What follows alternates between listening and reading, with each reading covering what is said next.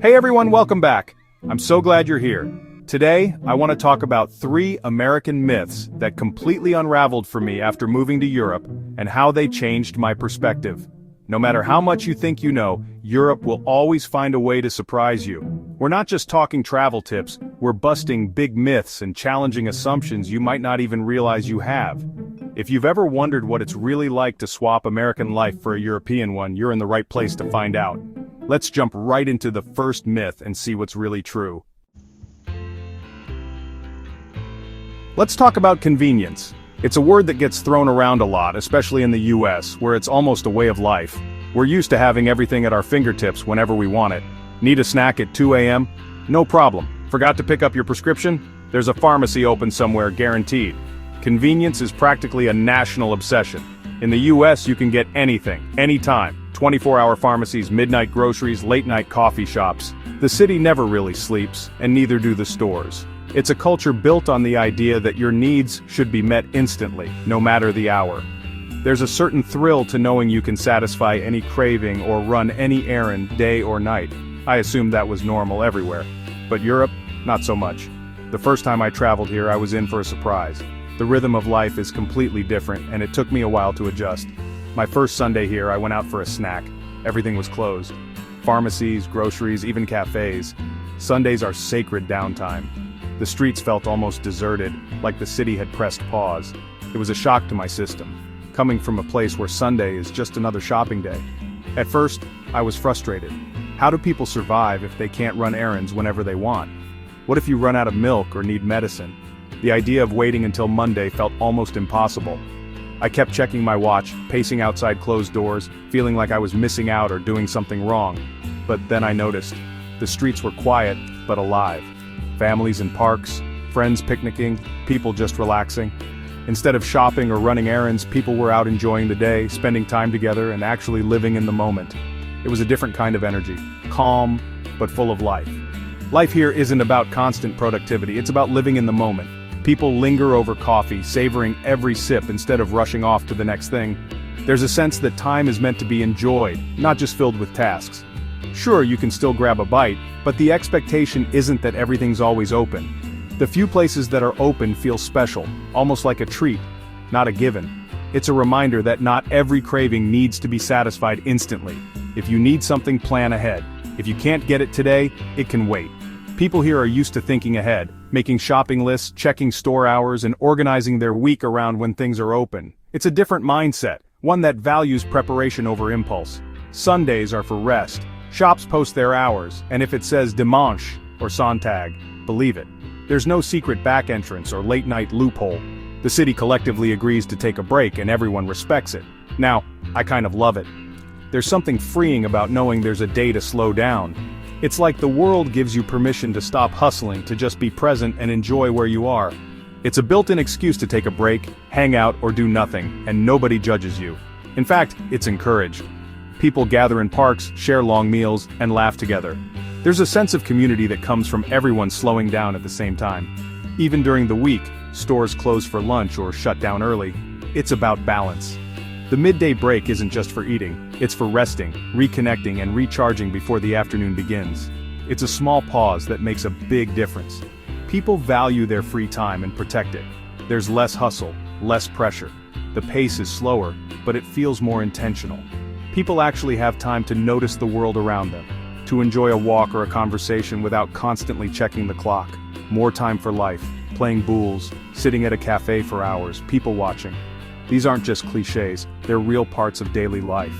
It's about savoring the simple pleasures, not just squeezing in more activities. Europeans work hard, but time off is sacred. It's not just for chores, it's for recharging and connecting. Weekends and evenings are for family, friends, and personal passions, not just catching up on errands. I think a lot of Americans would be shocked by how much they're missing by always being on. The constant drive for convenience can actually make life more stressful, not less. Sometimes having everything available all the time just means you never get a real break. At first I worried I'd get bored, but now I look forward to those slower moments. They're a chance to reflect, to read, to write, or just to sit and watch the world go by. It's amazing how much more you notice when you're not rushing. Saturdays become special too. Markets are lively, people stock up for the week, and there's a sense of anticipation. It's a ritual, one that brings people together and makes shopping feel like an event, not a chore. These slower rhythms make the busy days less overwhelming and help you appreciate where you are. When you do have to hustle, it feels purposeful, not endless. So the myth of endless convenience? Busted. It turns out, you don't need everything open all the time to be happy.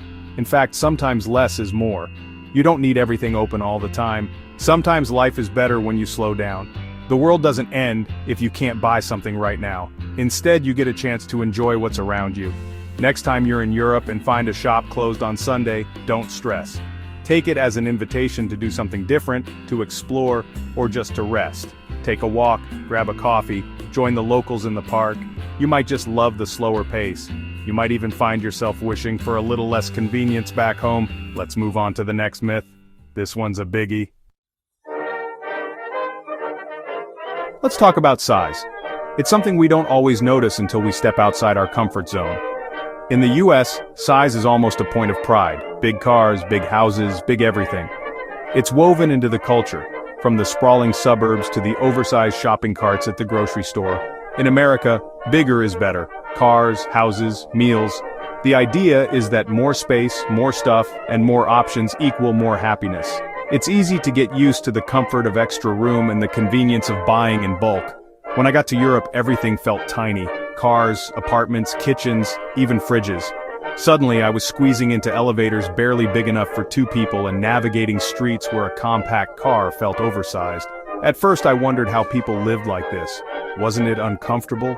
Didn't they miss having all that extra space? But as I settled in, it started to make sense. The smaller scale wasn't a limitation, it was a different way of living. Smaller spaces mean you buy only what you need and shop more often. Instead of filling a giant fridge with a week's worth of groceries, you pick up fresh ingredients every couple of days. It's a shift in mindset, less about stockpiling, more about enjoying what's fresh and in season. Fresh produce, local markets, smaller portions, it's a different rhythm. Meals are about quality, not just quantity. You start to notice the flavors more and food feels less rushed, more intentional. Meals are smaller but thoughtfully prepared. There's an art to making a simple dish taste incredible, and it's something Europeans have mastered. Eating becomes an experience, not just a routine. A pastry and espresso can be just as satisfying as a giant breakfast. It's about savoring the moment, not just filling up. You realize that satisfaction doesn't always come from size, it comes from enjoyment.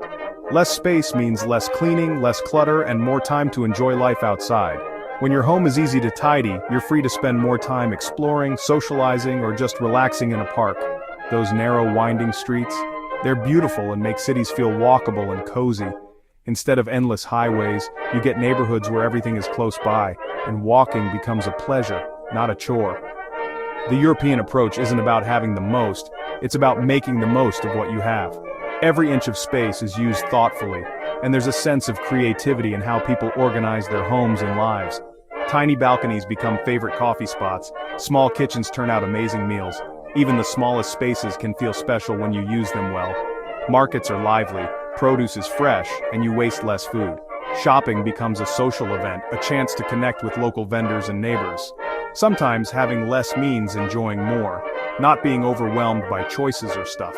There's a freedom in simplicity, and it can make your home feel like a sanctuary instead of a storage unit. Living in closer quarters builds community. People know their neighbors, interact more, and share experiences. The sense of connection is real, and it's something that can get lost in bigger, more spread out places. It's a different kind of richness, one that comes from sharing space, not just having it. The memories you make together are what really matter. Downsizing might feel strange at first, but you might end up preferring it. The coziness, the efficiency, and the sense of being more connected to your surroundings can be surprisingly rewarding. The myth that bigger is always better? Totally busted. Sometimes the best things really do come in small packages. Sometimes small really is beautiful and leads to a richer life. It's about finding joy in the details, appreciating what you have, and making every moment count. One more myth to go, and it's a good one. Stick around. You won't want to miss it. Let's talk public transportation. It's something most of us use at some point, whether it's a daily commute, a trip to the airport, or just getting across town. But have you ever stopped to wonder how America's public transit stacks up against the rest of the world? I used to think America's was top-notch. After all, we have subways, buses, and even some light rail. But that all changed the first time I traveled in Europe. Suddenly my idea of good public transportation was completely redefined. European train stations feel clean, efficient, and futuristic. The architecture is often stunning, with glass ceilings, wide-open spaces, and clear signage everywhere you look. It's not just about function, it's about making the experience pleasant. Trains arrive on time, platforms are easy to navigate, and information is always up to date. You rarely feel lost or confused, even if you don't speak the language. You can get around without a car. Just tap a card, hop on a tram or bus and go. Payment is seamless, and you don't have to fumble for change or worry about exact fare. It's all designed to be as easy as possible. No traffic, no parking stress. Everything is seamless.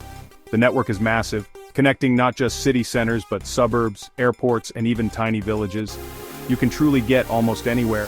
You can travel from one country to another by train, connecting villages and cities. Imagine boarding a train in Paris and stepping off in Amsterdam or Berlin just a few hours later, all without ever needing to drive.